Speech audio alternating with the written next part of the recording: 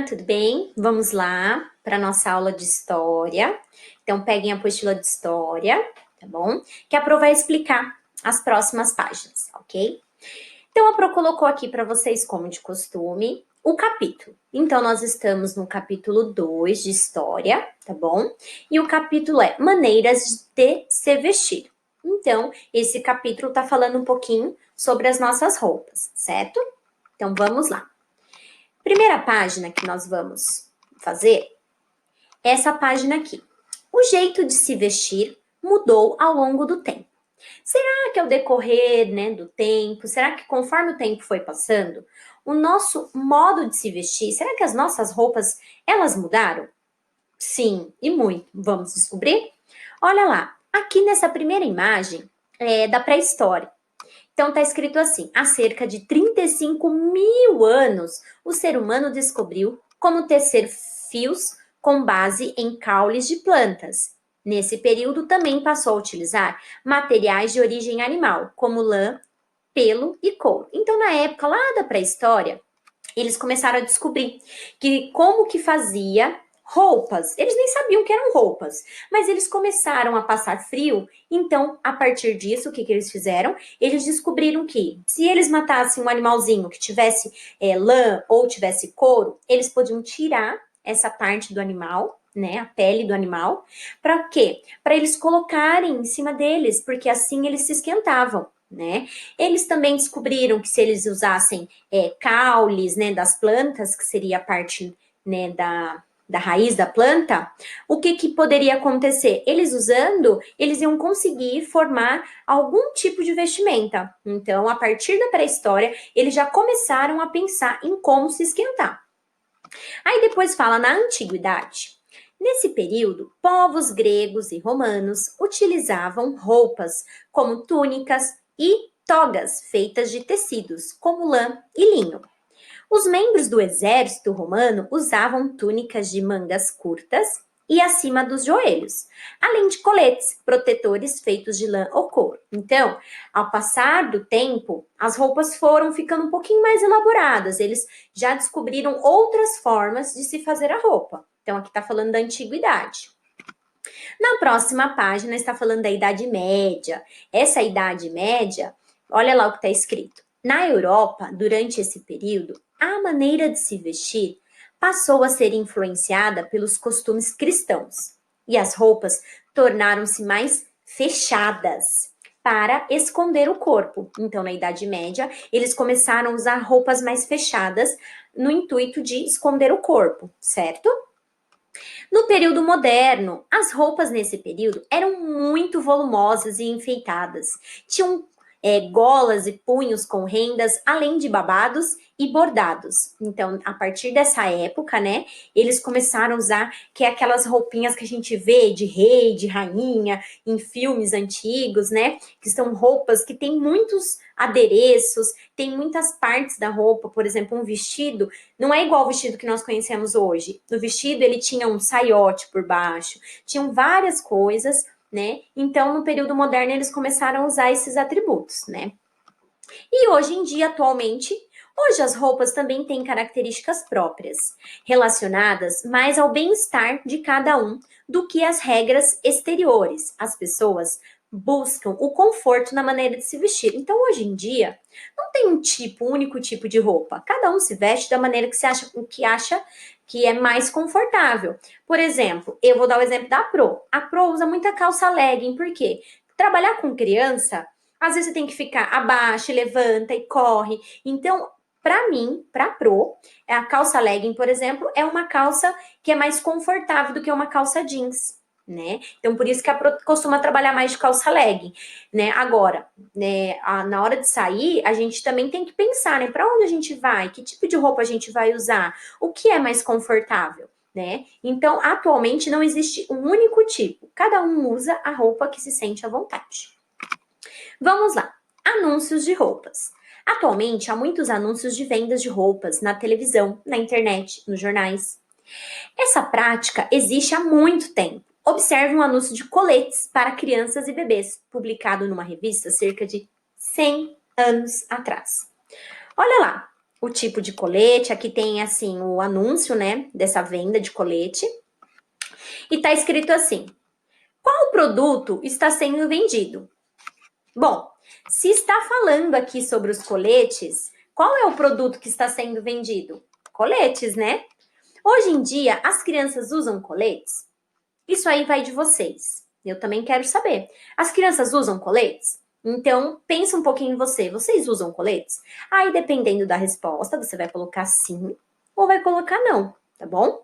Procure palavras que estão escritas de modo diferente do que você conhece e grife. Então, você vai ver as palavrinhas que tem aqui, que você vai falar, nossa, eu não sei o que está escrito, eu nem consigo identificar que tipo de letra é essa. Aí você vai vir com o lápis e você vai passar um tracinho em todas as palavrinhas que estão escritas diferentes do habitual. Em sua opinião, por que as palavras estão escritas de outra forma? Por que será que essas palavras foram escritas de outras formas? Pense um pouquinho, será que esse anúncio é de agora? Não, né? Falou que esse anúncio é de 100 anos atrás. Então, se esse anúncio é de 100 anos atrás, provavelmente por que tem a diferença na escrita, hein?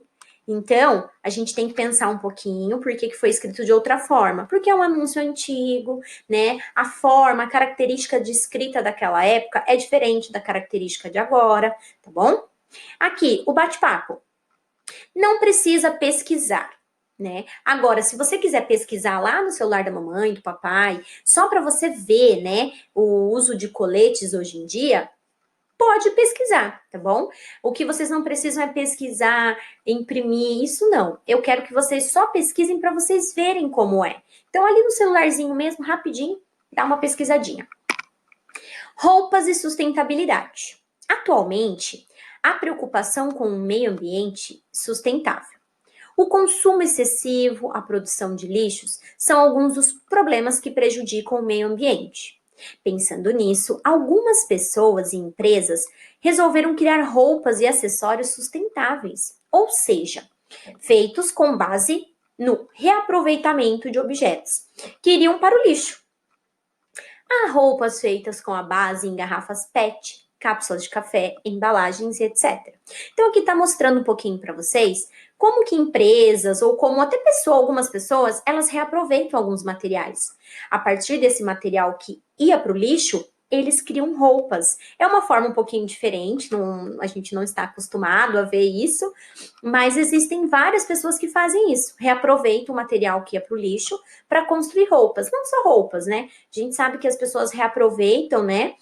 Pensam na sustentabilidade o tempo todo. Reaproveitam para fazer um brinquedo, para fazer um objeto, né? Então, aqui tá falando da roupa, né? De garrafa PET, tem gente que faz de tampinha. Sabe o lacrezinho de latinha? Às vezes as pessoas também fazem vestidos com aqueles lacrezinhos.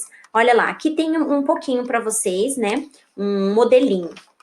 Converse com seu professor sobre as roupas e acessórios sustentáveis e discuta a questão. Por que essas roupas e acessórios contribuem para a conservação do meio ambiente? Então, ó, aquele bate-papo com o familiar. Por quê?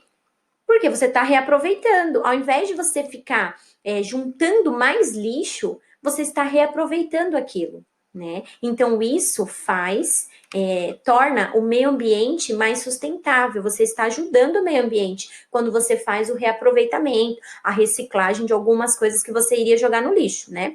Então, converse um pouquinho, exponha sua ideia, ok? Roupas no Brasil. O jeito de se vestir também se transformou ao longo do tempo no Brasil. Por aqui, esse processo foi influenciado pelas diversas culturas das pessoas que aqui viviam, ou para cá vieram, ao longo da história do país. A moda de outros países também influenciou o jeito de se vestir, especialmente das famílias que tinham melhores condições financeiras. Observe as imagens. Então, aqui, ó, está falando das roupas que, ao passar do tempo, até o Brasil, ele foi se adequando, ele foi mudando a forma de se vestir. Essa forma de se vestir, ela também pode ter sido alguma influência de outros países. Às vezes eles viam que o outro país usava uma roupa de um determinado modelo, aí eles copiavam aqui no Brasil. Ou quando as pessoas vinham de outro lugar com um tipo de roupa, aí o que acontecia? As pessoas aqui do Brasil também observavam, gostavam e acabavam aderindo a esse tipo de roupa. Então tá mostrando aqui, né, bem antigamente, em 1925, aqui ó, o tipo de roupa em 1910. Aí tem aqui, ó, as famílias, 1954, então a gente já vê que já teve uma transformação, né? Aqui, ó, 1990, já era uma roupa um pouquinho mais moderna, né? Que a gente já costuma ver, né? Olha lá. Aqui é na década de 1980. Então, aqui está mostrando a transformação. Como que a vestimenta, ela foi transformada ao decorrer dos anos. Atividade. Observe as imagens e assinale aquelas em que as crianças estão vestidas com um estilo parecido com o seu. Então, você vai olhar essas 6 crianças e você vai assinalar dentro desses parênteses qual é o estilo mais parecido com o seu. Pro, mas tem 2, tem 3.